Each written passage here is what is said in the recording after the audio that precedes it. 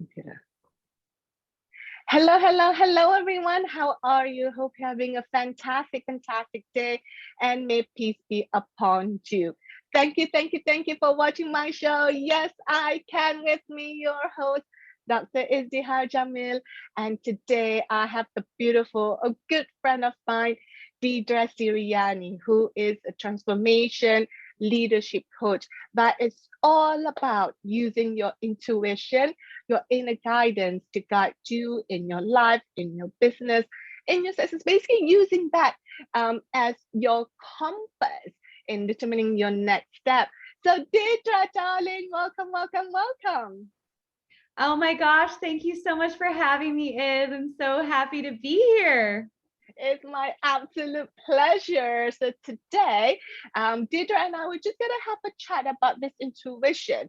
It's something that I've just, recently started to rely upon recently, and then our interaction with Deidre has led me to believe that it's okay to be called a woo-woo when you go through that path and trusting intuition, because it always leads you to the best place. And then Deidre also has a book out quite recently. Deidre, what was the title of your book?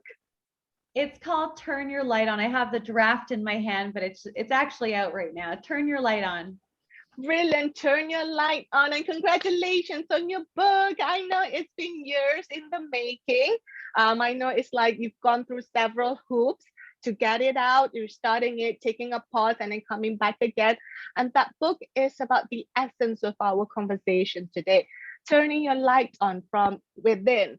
It starts with you. It starts with trusting who you are, your gut instinct, the courage to be you.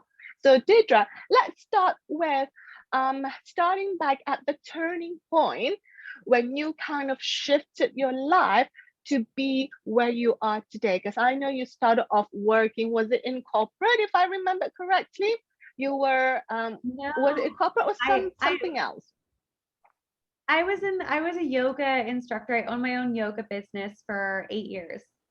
8 years. Okay, sorry, apologies for that. Because I know you started off with something different, that not where you are now, but then there was a turning point in your life that happened, and you're like, no, this, I can't do this anymore. I can't do it this way anymore. That it has started you to embark on this journey. So Deidre, what was that turning point?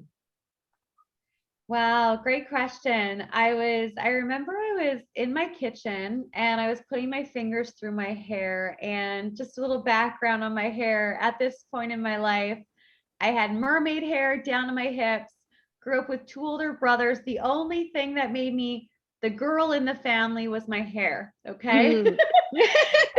So I'm in my kitchen putting my fingers through my hair, and I noticed that something feels a little bit off. And right away, I'm like, oh, you know what? It must just be that scar when I fell when I was younger. And I quickly realized, nope, that's not it. So I grabbed my phone, I raced to the bathroom, I put on camera mode, and I'm angling it at the back of my head, trying to see what's going on with the mirror, right? And I'm like, oh my gosh, I have a bald spot and it's this big. And I remember looking at myself in the mirror, face pale white. How did this happen? How do I fix it? What's going on? And then I go back to the kitchen table. I sit down for a moment to ground. And that's when I hear this voice say, if you don't listen to your soul, you're going to manifest cancer and die in the next year. Mm-hmm. And I was like, what? And then moments later, I have a flashback to the only other time I had ever really heard this voice in my life. It was 5 years prior. Mm-hmm. I had a bouquet of pink roses in my hands, my favorite flowers. And I had my friends and family to the left and the right of me overlooking the water. I had my friend up front, Marty, playing the guitar, singing the song by James Blunt. It's beautiful. It's true. I'm wearing my wedding gown and I'm walking down the aisle.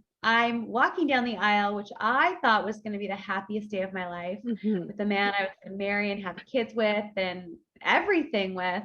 And moments before stepping towards him, this same voice says, this just isn't going to work.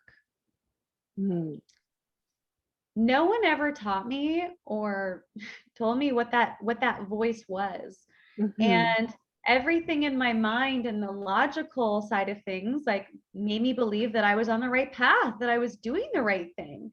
Yes. And so I shoved that down because guess what? It was inconvenient. It didn't make any sense. And I didn't have enough practice knowing what that was.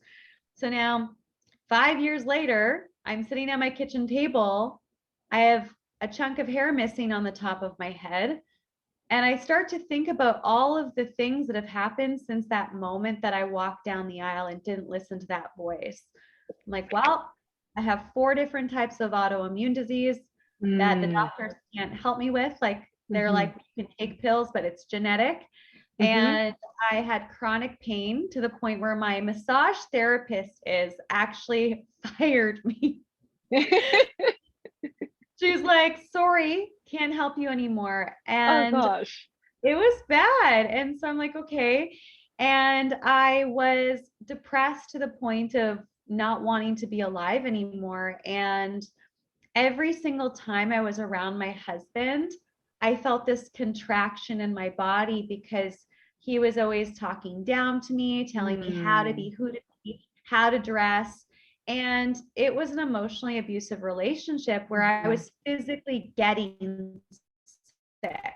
So I'm Mhm. sitting there at my kitchen table having these flashbacks, and I'm like, oh my gosh, could it be that this entire time my soul has been communicating to me? And it's just been getting louder and louder, but I just haven't been listening. Mhm. So I knew in that moment that if I didn't listen, I wasn't going to be around for another year because I was getting so sick. And so I did. And that brought me on this path of studying with shamans, mastering healing, personal development, honoring my truth, understanding the language of the soul.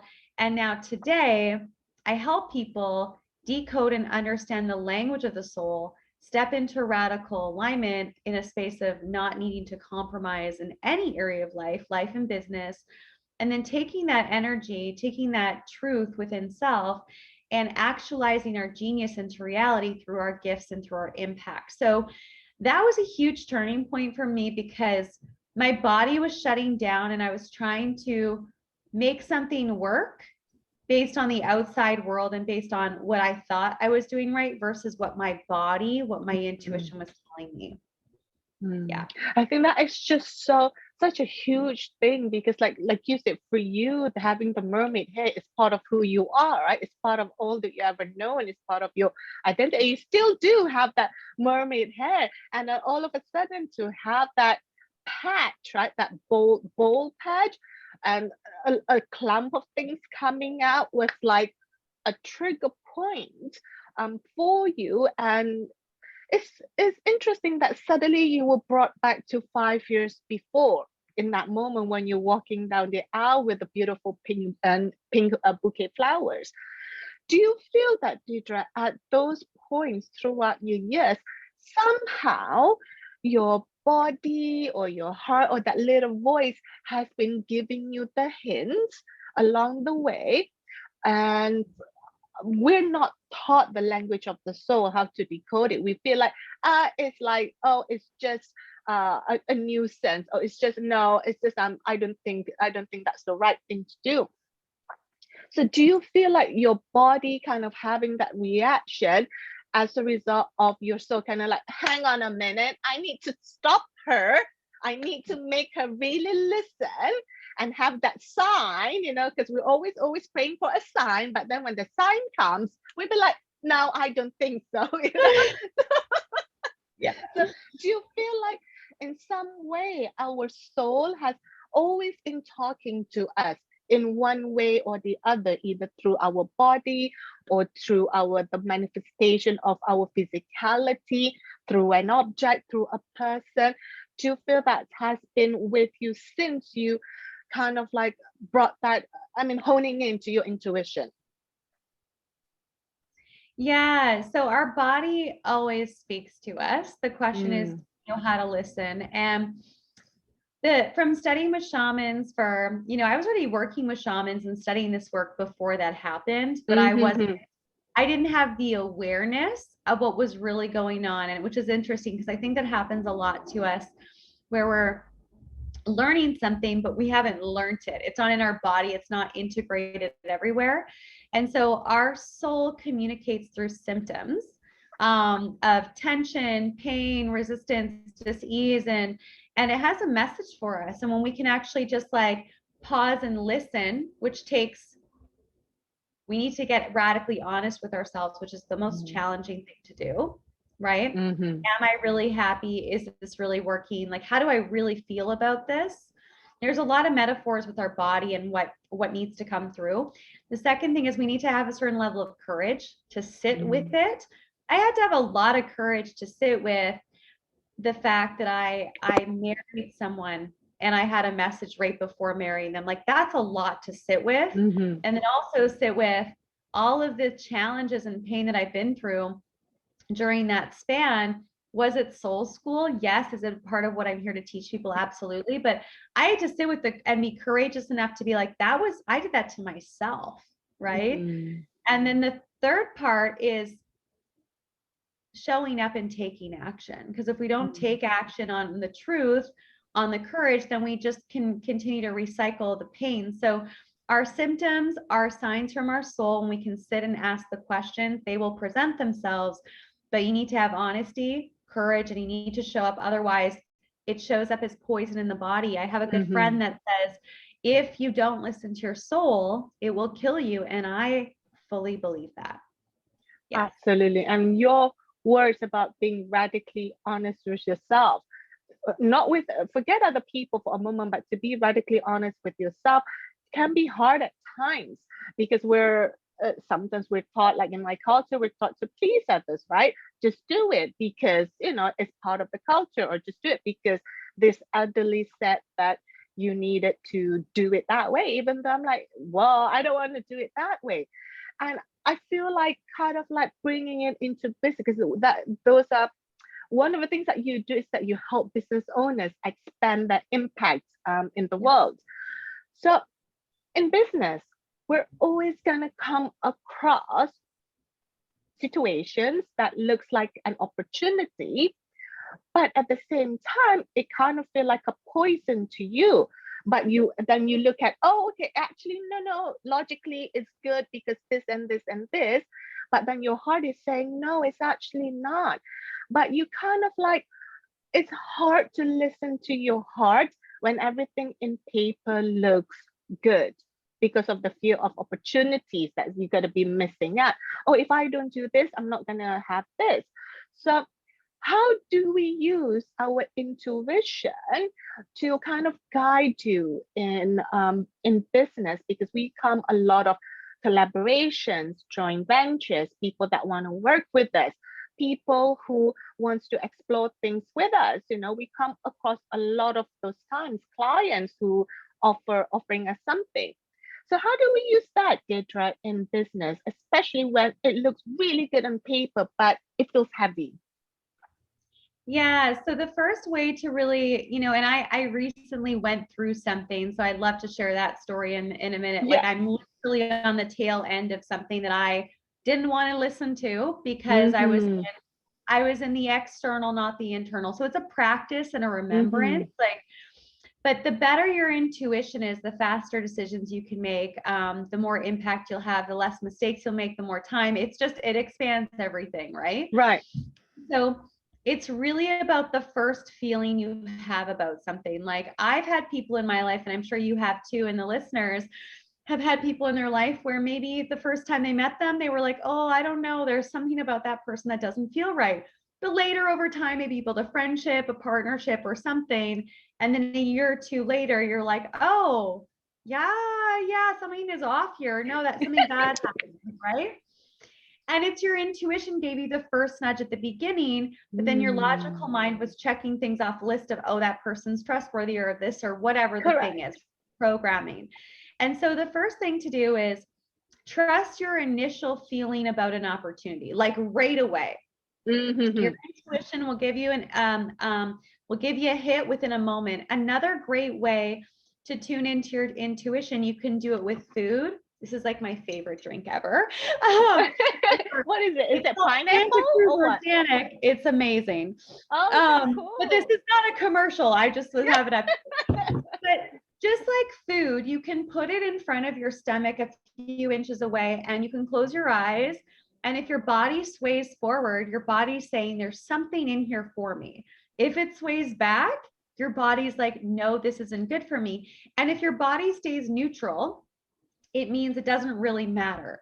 So one of the exercises that sometimes I'll get my clients to do based on what we're working on and all of that is I'll get them to really take a moment to pay attention to different people in a store, in an environment, and just put your whole attention on the person in front of you, like anyone, and you don't need to know them. And then through that, notice if your body starts to sway forward or back.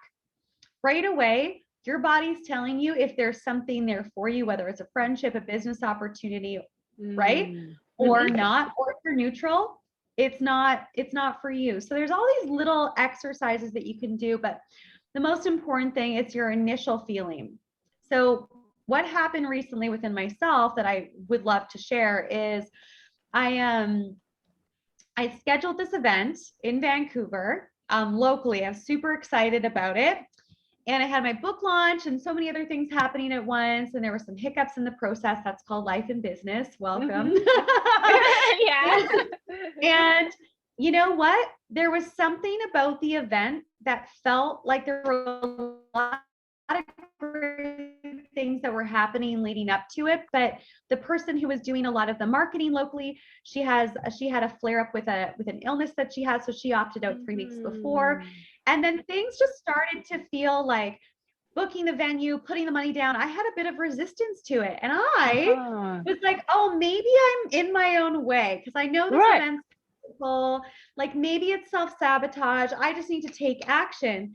So instead of really tuning into the subtle signs of my intuition saying, this isn't quite right, you know, I booked the location, I did all the things, and now we're a week till the event. And I've never done this before. I've never canceled or postponed an event before. I'm always go, go, go, make it happen. I messaged and called everyone today and I said, listen, this is a no. My body's been saying no big time, especially the last few days. And it's been manifesting as anxiety. And I realized that if I can't make the event, the experience, what it's meant to be, I'm not just going to do it to just have it. And so there were all these other things that were coming up that would basically take away the fullest experience of what it's meant to be. And I was like, no, I can't compromise my work or my energy just to fulfill something. So I ended up being in battle with myself, like back and forth, back and forth. So when we're in battle with ourselves, it's usually because somewhere earlier on, we didn't pay attention to a small nudge, right? And I had a couple of those nudges, but I was super occupied with other things and I didn't listen. And then today I had to call people and everyone was super understanding, but I was like, you know what? I would have saved myself a lot of energy, time, and stress if I just was paying attention to that. So resistance isn't always you getting in your own way and sabotaging. Sometimes it's your intuition saying something's not quite right here. Beautiful. It's just, that awareness of just listening. And again, your word being radically honest with yourself, because it does take courage to listen to it. And then going through that process as well. Yes, you could have saved yourself a lot of time, but actually it's the reminder of like, you know what, this is okay. I can deal with this. I just have to correct it. Now that you're aware of it, you just have to correct it the best way that you can, and allowing things to kind of manifest in the best way possible for you or for the people around you. Also now, Deidre, like kind of thinking, right? Usually money dictates our decision in terms of business.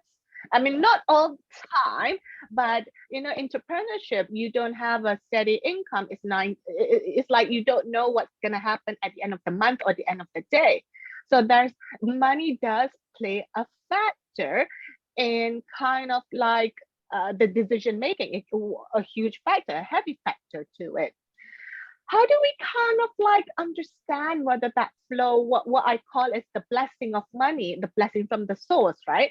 How do we know like that blessing, there's the blessing in the source, in the money, even though it's like an obscene amount or a good amount, but actually it's well, in the mafia world they call it as the blood money, right? Like it's like not a good source of money. So how can we actually kind of tune into that and in a way not overriding our intuition, our principles and value, and basically not allowing the dollar sign to be one of the ultimate factors in making our decision, whether it's money, whether it's that person's fame. You know, sometimes we do get the shiny objects of being in collaboration with a particular influencer, but actually in the long run, it may not be the right one for us.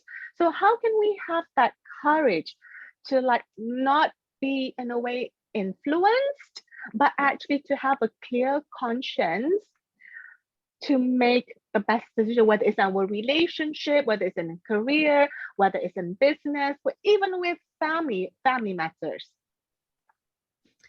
Yeah, so that's a big question. And so with that, I would say like knowing what your values are, right? Mm-hmm. Like I have like there are three main pillars, well, four, 3 to 4 main pillars of the work that I do. It's truth, love, purpose, and wisdom.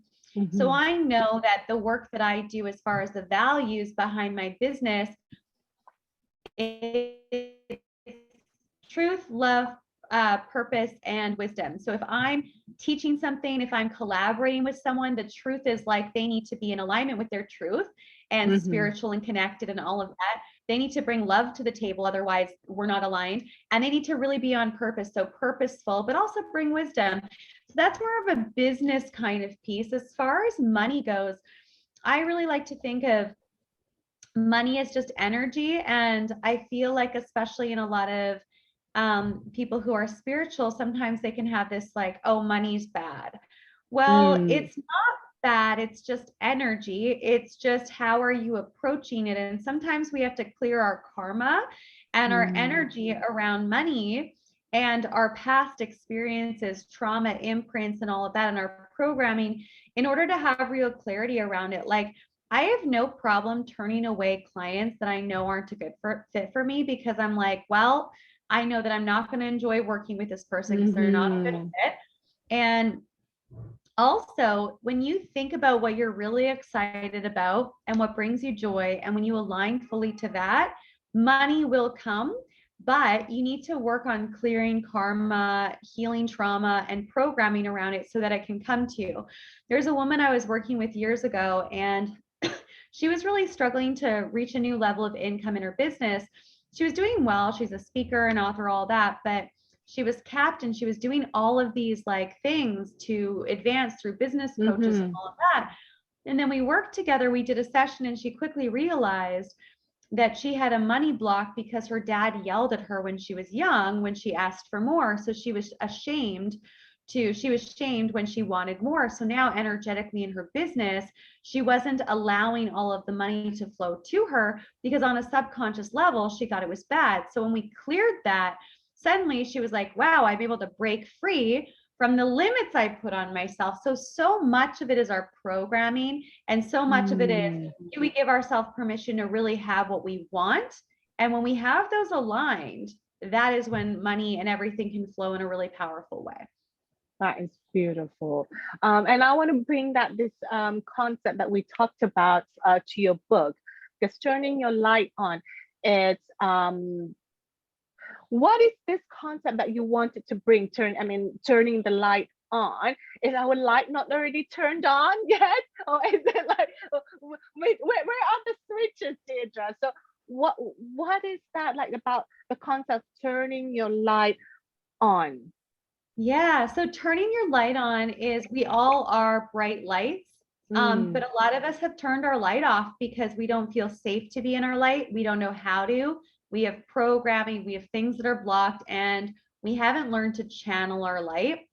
And when we haven't learned to really channel our light and feel safe in who we really are, we hold back, we self-sabotage, we create drama, we create chaos, we manifest dis-ease in the body, and it blocks us from really making the impact that we're here to make in the world. So there's 4 stages of turning your light on. Stage 1, I like to think of like being in the forest in the middle of the night with a flashlight that doesn't work. Well, what are you going to do? Right? Right. You're going to be scared and you're going to hang out beside a tree and you're not going to move. You're going to have anxiety. You're going to stay stuck. You're going to feel like you can't see in front of you and you're not going to take any action. Right? So if you feel stuck, if you feel disconnected, if you're in anxiety, if you have dis-ease in the body, you're disconnected from your purpose, and you're not seeing a lot of change in your life, you're probably at stage 1. You've turned your light off because you don't feel safe. Stage 2 is the flickering light stage. It's the flashlight that sometimes works and you're like on purpose, you're on mission. And then all of a sudden it's off and you're like, oh, fear, contraction. I don't know who I am. I don't know what my purpose is, right? So that stage, it's the flickering light stage of you haven't built up enough self-trust and you still have triggers and programmings that are being triggered on a regular basis that you might be aware of, you might not be aware of. And because of those triggers, conscious or unconscious, suddenly out of nowhere, you self-sabotage, you opt out, you shrink, you hold back who you are. And your biggest struggle is yourself. You're in battle with yourself a lot because sometimes you show up fully and sometimes you don't. And in the outside world, people don't really fully trust you because you're not consistent, right? And you don't fully trust yourself. And in this space, you're not making the impact that you want, the money you want. You're just not feeling good about it. And then there's stage 3. Stage 3 is the bright light stage. Right? So it's like having your light fully on, but there's no direction. So you're in the forest in the middle of the night. You can see a little bit to the left, a little bit to the right, but you don't have like a clear view of where you're going. And so how that manifests in the life of entrepreneurship and all of that is we tend to put our energy everywhere and we are building usually other people's dreams. We have a lot of excitement, but no direction and no depth. And as a result, usually there's one thing that we really want on a soul level, but we haven't maybe admitted to ourselves that it's what we need and what we want to do. We don't have the self-trust or the guidance. So our dreams are usually on the back burner and everyone else's and all the distractions are in front of us instead. So we're overcommitted, we're burnt out, we're resentful, we're oftentimes in relationships where we feel like we're contributing more than others. And then there's stage 4. This is the stage you want to be at. And this is the space of self-mastery. This is where your light's fully on and it's in a direction, it's super focused so that wherever you're going, you know where you're going because you can see clearly and everything else is black because you're not distracted. You can't be distracted. And on this path, you're in legacy building. You know what your purpose is. You have the right support in place. You have the right mentors. You have the right team and things are happening for you and you trust yourself. And as you just being a light, you're empowering other people to do the same.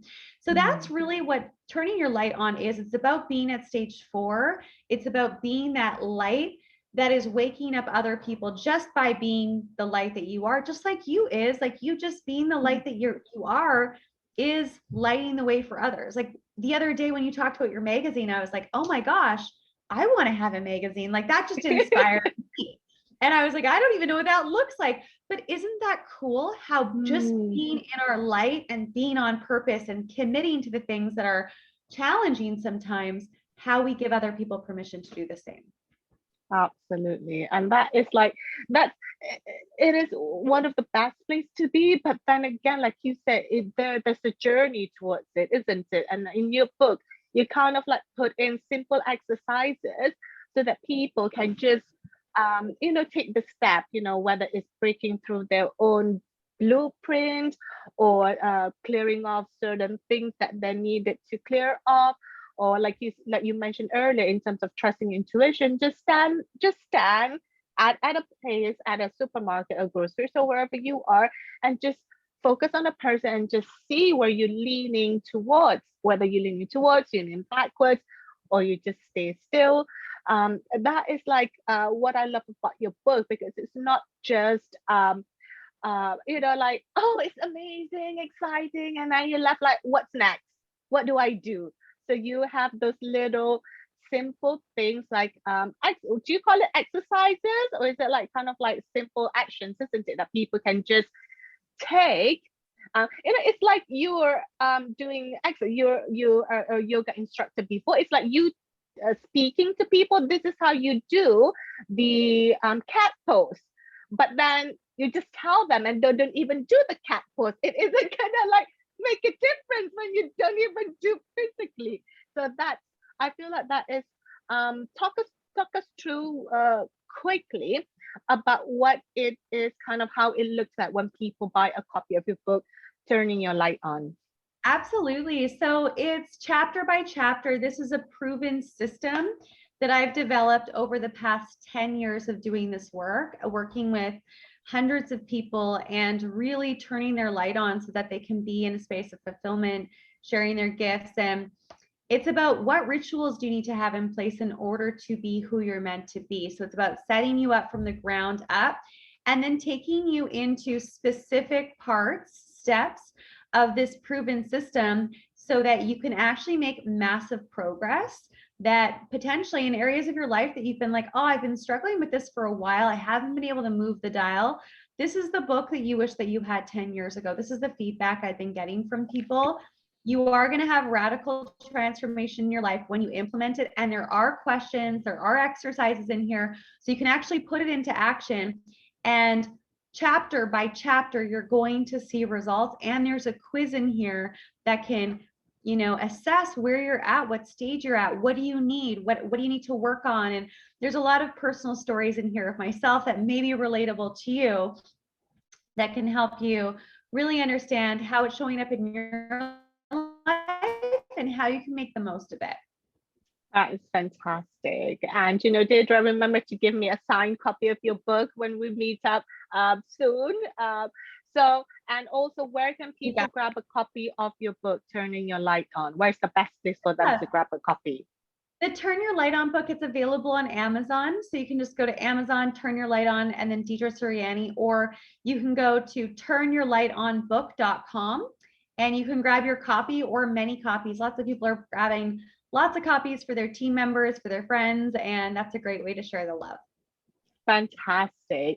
So Deidre, kind of like we're wrapping up for this whole session, what would be kind of like the legacy and the wisdom that you want to live on to people, so that when they look back at 5, 10, 1,000 years time, this is a legacy from you to them? What would that legacy be? The legacy that I really want to leave is, my Nana, my grandma, who passed away like 7 years ago. She's just such a powerful woman, short, Italian, spicy woman. And she just had a huge heart. Every single person she met, she left an imprint on their heart. And so for me, it's the same. It's just, if I can leave that legacy of touching everyone's heart that I come into contact and giving them more permission to be who they are, that's the legacy right there. Yeah. Absolutely. And I've one quote from you that I love that you said earlier, that someone mentioned to you before, was that if you don't do things that are aligned with it, it's going to kill your soul. So don't wait for the moment that it's going to kill your soul. Your soul would be so beautiful, so generous. It's going to be showing you things to tell you that, hey, something needs to change, or you need to tweak this, you need to move away from this, or you need to go to that person. So do things that when I see Deidre now, like, I've met her for almost a year and about 6 months now. And whenever we meet, we have such a great time. I remember Deidre, the last time we met was for my birthday. And I've seen firsthand, not manifestation, but firsthand experience on Deidre's intuition. Like, we're literally in the foyer at the hotel waiting for Deidre to come. So there I was with a few other people, and then a car passed by and Deidre came, was like, oh my God, oh, I can't believe, I'm waiting for you, I'm gonna miss you. And I'm like, what is she doing? Like, I'm over here. But it's actually, Deirdre has this beautiful intuition. Like, that car looks exactly like my car. You know, it's kind of like creating the SUV. I mean, it wasn't her intuition, it was her vision at that moment that's kind of like clouding. So literally, I was just a few feet apart from her. So her intuition is really spot on in that area. I mean, I just gotta blame it on your vision, D. So it's like I've seen firsthand on Deirdre's intuition. Like, it's Deirdre haven't seen my car before. She doesn't even know what car I drove, but she was like instantly, she knew that it's kind of had that vibration of similarities within me, and it's just so beautiful to see. So don't do the things that's going to start killing your soul, because that is the thing that's going to lead you to what would you say, Dee, when you're killing your soul? What are the things that you can say? Is it the depression? Is it the relationship? When your soul starts to die? Yeah, so our soul will kill our physical body if we don't listen to Mm, the soul, and that's dis-ease in the body, through physical pain. All of those symptoms are your soul saying you're not listening to me, and eventually it can turn into manifestations of disease that can kill you. So any kind of disease, mm, I do believe like 90% or more of mm. disease comes from not honoring the soul. That is Yeah. interesting. That is beautiful. So start to listen to your soul, start to honor it, start to understand, like Deidre said, the language of your soul. It's speaking to you in various ways. My soul is speaking to me in various things, and more and more and more. I start to listen to it, start to honor it, even though sometimes it really doesn't make sense. When my gut instinct is telling me something, it really doesn't make sense. I'm like, but it's the opposite of what I should be doing. But no, no, no, it's this way. So it takes practice to, like Jada was saying, that it happened to her 5 years prior to that incident of her losing her hair. But it does take practice. And again, like she said, the more you honor it, the faster you'll be able to listen to it and see things happening. So, Deirdre, one last question before we wrap up. What is one fun thing that you love to do but nobody knows about? That nobody knows? Nobody knows about. Well, they're about to know now, but what's one fun thing that you love to do but nobody knows about? Okay, well, two things. I love to dance. That's just kind of a known, but I also love to like when I sing. So I recently got into singing. I've been like writing music and singing. That's pretty like on the hush hush, no one knows. But every single time I sing is my cats need to be on top of me or climb my leg because they really like my singing. So it's singing. I'm writing my own music right now. I want to be Oh, fun, like for fun, but it's not many people know that about me. oh, that is brilliant. I'm glad that you shared it with me and everybody who are listening. That is beautiful. So, Deirdre, one final thing, where can everybody reach out to you? I mean, how can they reach out to you? Is it, yeah, do you have a website that you can share, or your social media? What's the best place that people can reach out to you? Yeah, I would say, social media is great. I am Deidre Sirianni on Instagram. My website's radicallyaligned.com. If you are watching live, please reach out. I'd love to hear like what stood out to you, what you're up to, how your intuition's speaking to you. Let's have a conversation. Fantastic. Thank you so much, Jada. Thank you for joining me today. What a pleasure, what a blessing to have you. And all the best to your book and to your event and to many more successful events that you're going to be having. Remember to give me a copy, a signed copy of your book when we next meet, hopefully very soon. And until the next episode, this is your host, Dr. Izdihar Jamil. Tell yourself, yes, I can. And so it is done. All right, T, let's say bye to everybody. Bye.